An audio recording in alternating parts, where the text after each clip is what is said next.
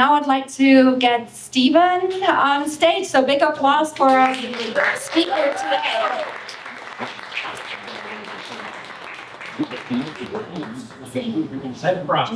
Props. Great. So thank you. Thank you so much. Oh, great. I'm going to start down here first. So we're going to do some participatory stuff today. Does anybody know what this is? This is our loom, right? Exactly. So I was hoping we could all weave a little bit together today. So I'm going to give you all, I'm going to do this. I need my hands. All right, that was better. Okay, that went better than I thought. Great. So I have this bucket of tools that I'm going to pass out. And I know some of you may not know weaving, but you might know what this is, right? It's just a giant needle. And so I know there's about 50 of us here today, so the timing is like kind of unrealistic, but I have a lot of tools and I have a lot of weird things here. So here's a piece of my shower curtain. Here's an old t-shirt from my job in the 2000s. But also, this is wool from Vermont, where I grew up. And this piece actually is really interesting because this farm has sheep, traditional sheep, but also sheep from New Mexico that bred together. And the farm there, they hate this wool because it's really bad for knitting. But it's awesome for weaving. So putting it in here, lots of other fun stuff for you to discover, and scissors. And so what I would ask you all to do is to find a piece something that you respond to in this bucket of goodies, like this very soft, I don't know, what's this called, like gross Michaels fabric?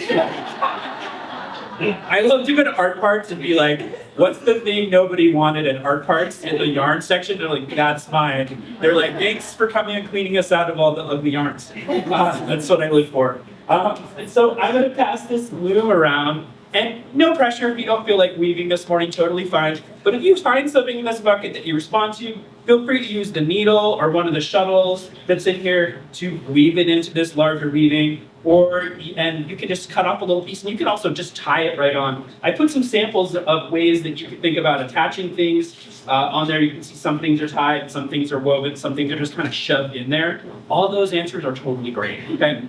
I'm gonna start this over here and have you guys pass this around, okay? So you're the first one, so I don't pressure. And then I also want to pass these out to the audience. I just have some samples that have been soft today. These are some little samples. I keep these reading journals with me as I travel. Let me pass the rest of them out. Thank you so much.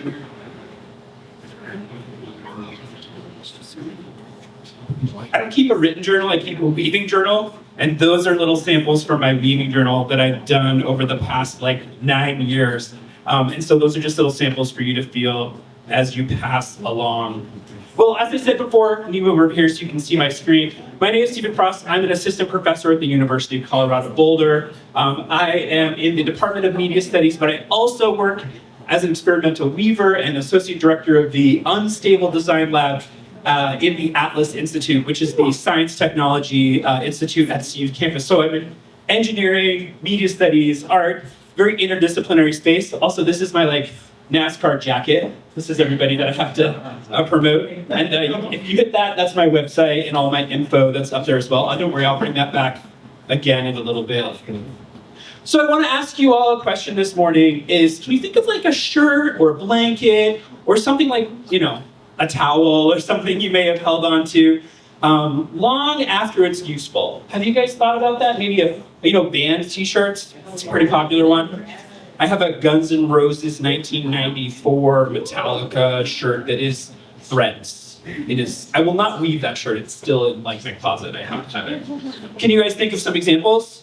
Baby blankets. Baby blankets. That's a popular one. My mother wants her tartan from her family healthy fun. Oh my God, a tartan? I love it. I want to know. I want to see pictures. I love a tartan. I love the stories.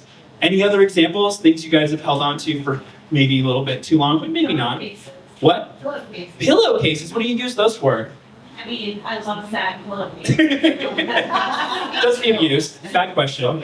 Stuffed animals, yes, stuffies. You guys probably have kids and hold on to that stuffy till it's really gross, and you try to replace it with the same one, but the kid's like, no, I want the scuzzy one, right? So Maybe the older people have held on. yeah, maybe the older people held on to it too, right? Yeah, I love that. Velveteen Rabbit, right? So this is one of the things that always has driven my work, is to think about this question: what do we hold on to? How do we evoke ideas? And today's theme is soft. And so when I think about the theme of soft, for me, it evokes the clothing, the things in our life that are around us that we give form to. And I think that's an important part of the concept of soft, is that something like a jacket, that's fine, we're back, good, that was quick. Things like jackets, blankets, our memories and our bodies give those things form as we find them. When I was a young artist, and lucky enough I do have some friends here who remember me as a young artist, which is crazy. When I was a young artist, nice, thank you Abby for being here. You might have even seen these pieces in the early 2000s. When I was a young artist, I was coming out as queer. And so for me, all of these symbols of the queer culture were so important to me as I moved through my young life. I also had a very good time as a young person. And so I started asking people that I went on dates with if I could have their underwear.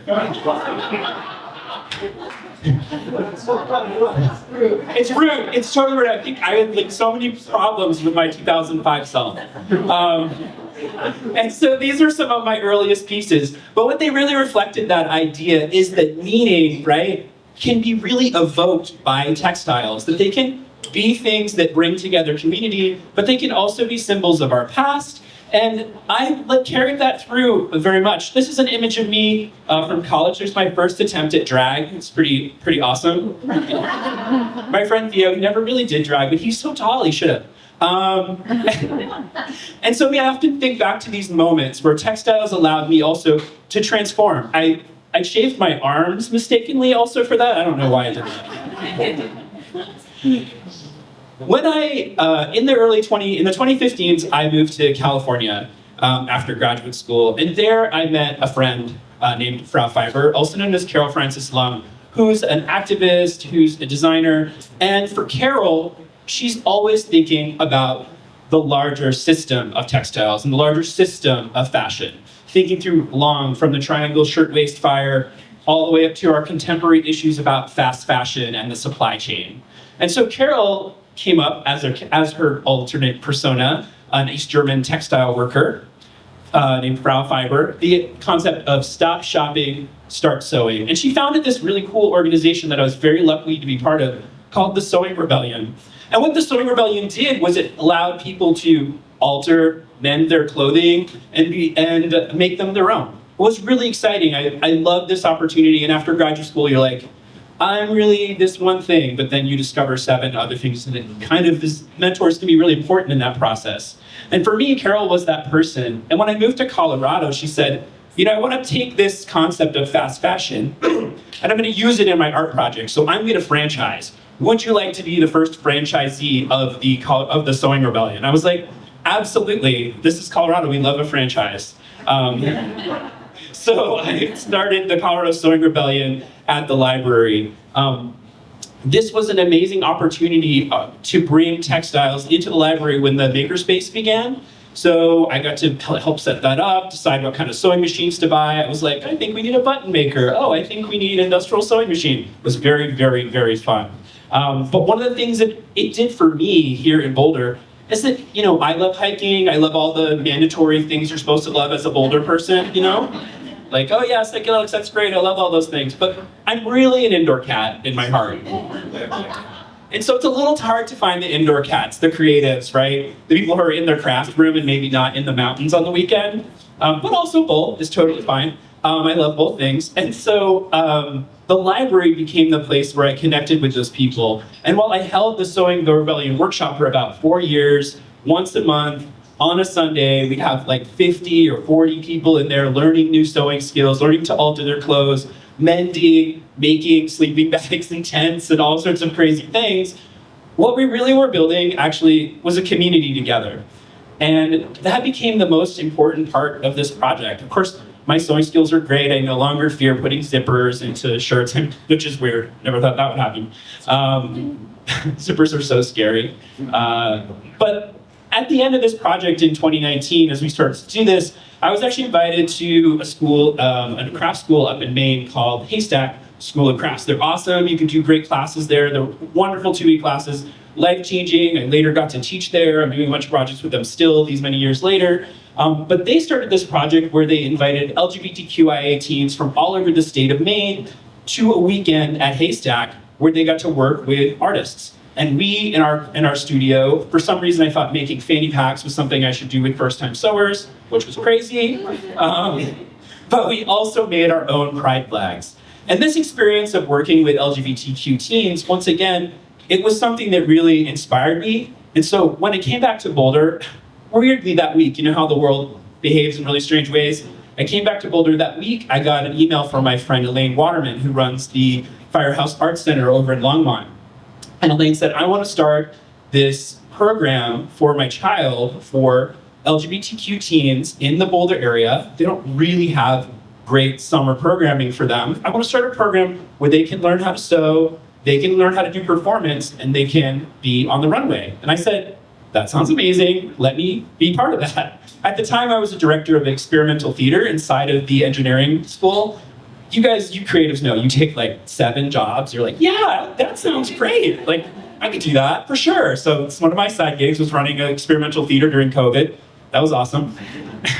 And so one of the things you see, you can tell we all have our masks on. Say sorry for the trauma, everybody.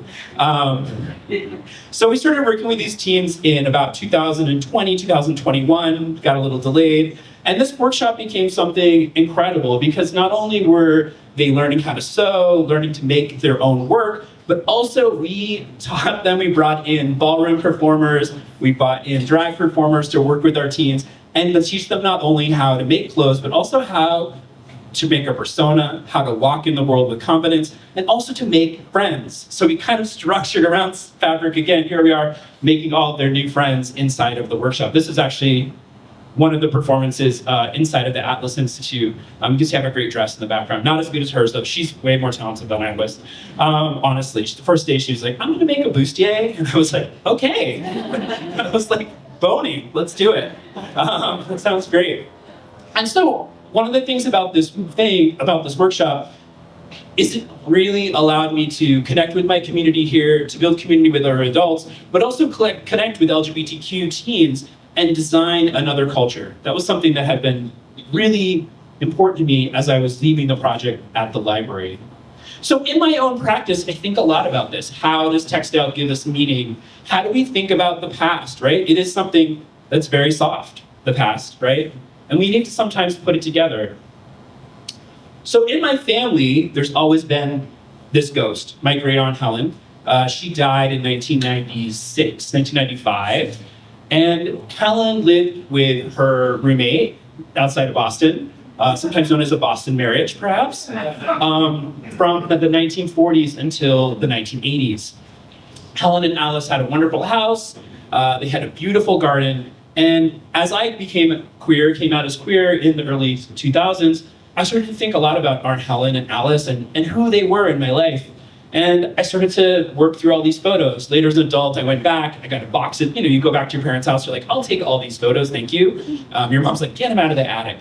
And so I started to look through all these photos of Helen and Alice. And one of the things that is important, of course, as a queer person is seeing that visibility, right? It was an important part for me for Slay the Runways, for them to see creative, confident adults who were queer, working in the creative industry and loving themselves. And so as I'm also at the same time looking back at my Aunt Helen and Alice, but in all these photos from the 60s, I could never find a photo of them together. There's always one taking a photo of the other, looking through the camera at each other. You can really see it in this one right here from the winter. Those are great winter looks, by the way. They were really pretty stylish for a secretary and a gym teacher, which Alice definitely was. And so I stopped and saw these chairs in their garden. And, I'm a weaver, so I always look for the textiles in a thing. And those were the chairs that I often saw again and again in their garden. Here's another shot. And so in the mid-20 teens, I was thinking a lot about this. So I decided to do some different experiments. Here's one where I took my husband and my shirts together, and I decided to weave a chair-like pattern for this piece. Actually, funny enough, oh, Abby's in this photo. Here we are all those years ago. I was doing a project with the Denver Art Museum and working with Toyota, and they were like, do you have an image you would like to do for a car wrap for the opening day of the Rockies? And I was like, yeah, sure, for sure. I'm gonna put this like lesbian weaving on your car. So apparently, even a few years ago, I never went to the game, but it was in the Denver Art Museum for a month, and then somebody's driving around Denver in a RAV4 with Helen and Alice wrapped around the car. Then again, I was thinking through this project, and I was approached by the BMOCA to do a project for them in their Inside Out series in 2020, which was a great opportunity. And so I was trying to think about what I would do, and I really wanted that moment of Helen and Alice together. So I proposed I would wrap the entire museum with chair material, which apparently you can't cover doors and windows in buildings. I didn't know that was a problem. Artists, we learn as we go. And so then the second proposal was this one, where I took the shapes of the chair and turned them into the symbol of the triangle, which comes, of course, out of World War II concentration camps where queer people would use queer men were branded with the pink triangle. And then also became a symbol of AIDS activism in the 1980s and 1990s. So I took those triangles and I put just the tips of them together so that they would be touching. And I decided to construct this, of course, the audacity of artists. I was like, yeah, I built this, I could do this, it's gonna be great. So it's about 18 feet long each triangle, and then about 8 feet tall. So they're pretty big little triangles. This is us putting it up. I get to learn how to drive a pitchfork thing, or what do they call it, cherry picker? There we go. See, look, I'm so butch. And so this piece you can see here did finally get put up. And actually one of the craziest things is that, of course, the museum was closed for months and months during COVID, and it was the only piece up there. And finally, Helen and Alice at the museum, they could be together in this piece. So that was it for me.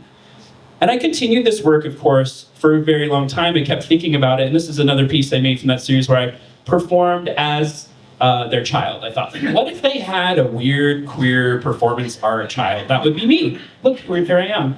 And so I kept making this work and manifesting this work and reaching into the past to try to imagine who these people were who I didn't really know super well. And there was something about manifesting that moment of imagining my relationship with people who I didn't really have a relationship with, putting that out in the world. And then just last March, my mom said, hey, I'm looking through a box of photos. I think I have something you're really gonna like. And I was, of course, like on my way home. So she was like, I'll show you when you get here, you know, mom tricks. Mom tricks, you better show up. They live in Vermont, it takes a lot of flights. It's like a flight and a drive and a bus. And I got home and I walked in and my mom's like, here you go. I know this is what you're here for. And she gave me this. I mean, I love this boo, right? I mean, are we related or what? And so this told me that we can make it together, that we can find ways to connect with our past and also connect with our current self through textiles. And that it is a very valid and important form of creativity. So thank you so much. Let's make something together today. If you don't get a chance, definitely throw some strands into there. And that's my talk.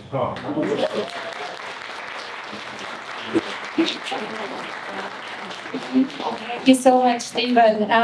You, as the audience, have the opportunity to ask questions now to Stephen. So, yeah, who has a question? Who would like to? Barbara. Yeah. Do you want to go over this? I know some for you, Barbara. Yeah, so What are you working on currently? Oh, well, thank you, Barbara. Actually, this is great. It's like you're Ed McMahon, like plugging, helping me plug myself. I love it very much. Thanks to everybody who got that reference. Not a lot. No, not a lot anymore. I barely got it myself. But I have an opening at East Window Gallery in North Boulder on November 5th at 7 o'clock, 7 to 9. It's actually not a textile show. It is a show about objects and memory, though. In 2013, I asked a bunch of friends, mostly artists, to take a picture of their naughty drawer for me. And that's what the show is called, Naughty Drawers. And it's a collection of 20 photographs of artists' sex drawers. And it'll be on display in the bathroom of the East Window Gallery through the end of April. I actually turned it into wallpaper, so it's like dildo wallpaper. And I also do have a textile piece in a show at Spark Gallery that opens on November 21st. I'm also currently working with Henry Ford Museum on a project about Lowell Mills. If you guys don't know the Lowell Mills women, yes, okay, thank you very much. Early American textile workers, activists, started many of the early, were very important in the early American labor movement. And so what the Henry Ford Foundation recently took on the Lowell Mill collection. They have all of their samples that they made. And so one of the things we're gonna do is we're gonna digitalize some of the samples into a weaving software that we have that's used by about 400, 500 people around the country, including a lot of art schools use this to create files for their digital looms. It's called AdaCAD. And so we are gonna take their patterns, some of them, integrate them into the digital machine so that when you look inside of AdaCAD, you can find the Lowell Mills collection, and hopefully some faculty members at other institutions will be building little curriculums and little assignments to honor the women of Lowell Mills. 5 different projects. Lots of projects. Anyone else? I think Darcy, did you have a question? It was actually the first one that you talked about in November. Is that going to be at First Friday on November 7th as well? No, I don't think that East Window usually is open on First Fridays. I don't know what's up with that, but it'll be open. You can just anytime the gallery's open, November 5th, 7 to 9 is when that opening is, and then it'll be open there until April 30th. So if you need to use a restroom when you're in North Boulder, go ahead and stop by. There'll also be a zine if you need to take some of those images home.